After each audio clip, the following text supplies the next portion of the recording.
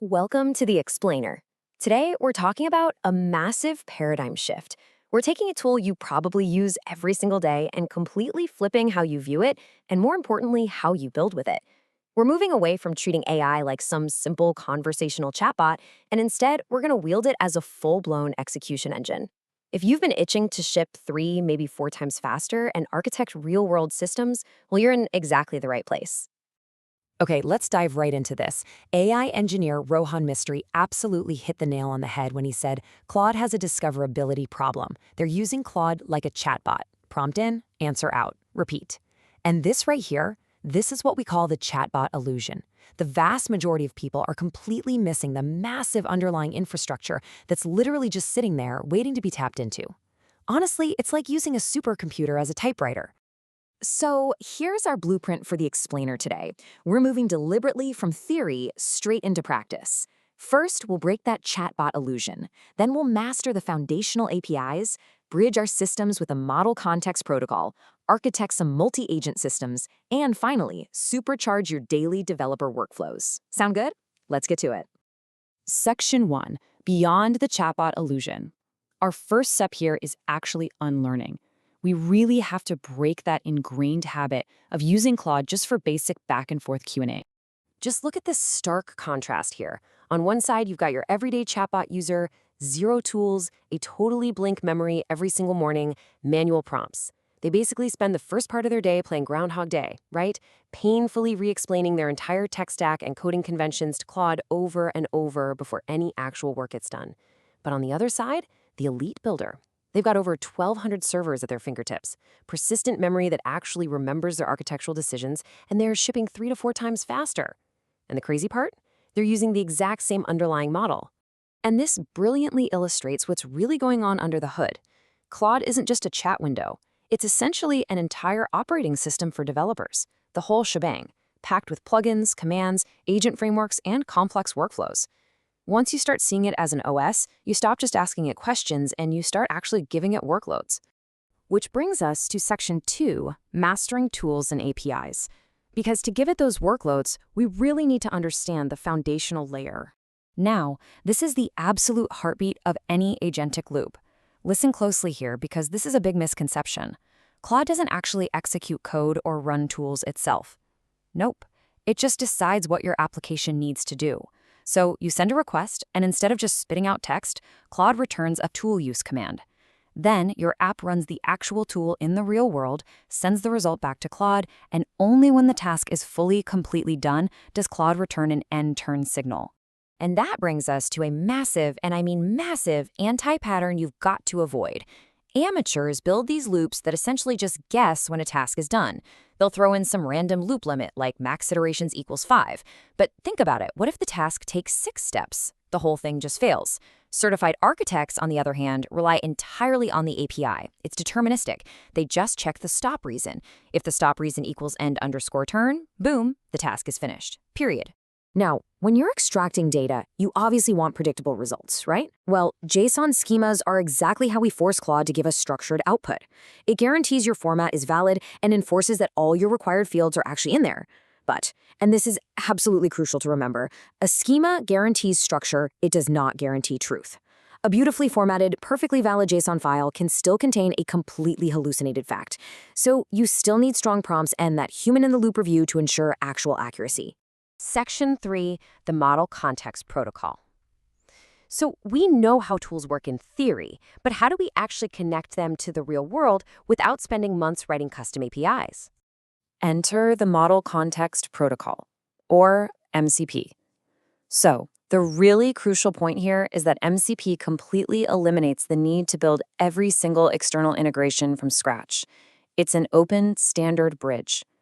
Instead of writing all this custom code to connect Claude to your database, and then to GitHub, and then to Slack, you just use an MCP server that already knows exactly how to talk to those systems. Let's quickly look at some of the highest impact MCP servers out there right now. You've got GitHub, which lets Claude read your commits and actively manage PRs. PostgreSQL lets it run direct database queries. And Puppeteer is just incredible. It actually lets Claude control a real Google Chrome instance.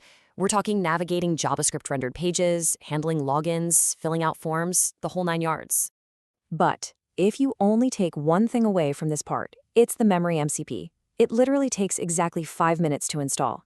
Do this and you instantly put an end to that painful cycle of starting with zero context every single time. Claude will finally retain a persistent knowledge graph across all your sessions. It's 5 minutes of work to save yourself hours every single week. Section 4, building agentic systems. Because once you've got your tools and your memory dialed in, you're ready to orchestrate them. So when a task is just way too big for one prompt, we use what's called a hub-and-spoke architecture. Basically, you have one main coordinator agent that acts as the boss. It breaks down complex tasks and delegates them to specialized sub-agents, like maybe a search agent or an analysis agent. But remember this, and it's super important.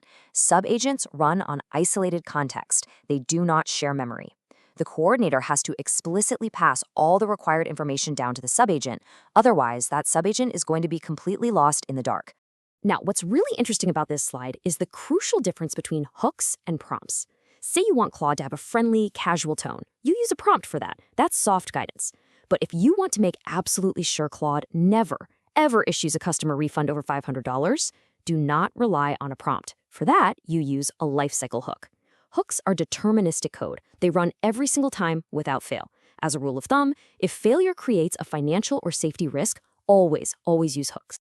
But wait, before you run off and build this massive, sprawling army of AI agents, listen to this hard-earned rule from senior engineers. 95% of tasks simply do not need a multi-agent system. I mean it.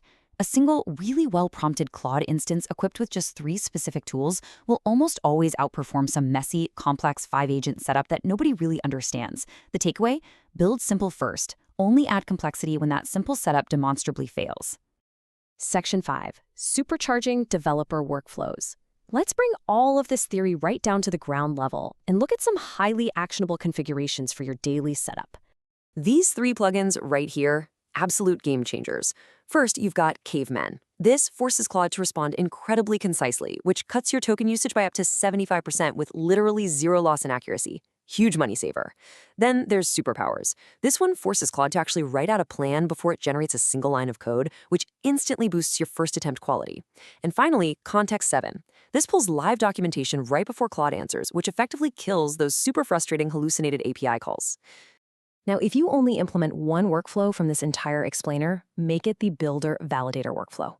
The best part is you don't even need some massive complex framework for this. It's literally just 2 opposing Claude calls. The first call is the builder, trying to write the absolute best code possible. The second call, that acts as the strict validator. Think of it as a ruthless security auditor whose only job in life is to find every single flaw, bug, and edge case in the builder's code. It's an amazing, automated, self-correcting feedback loop.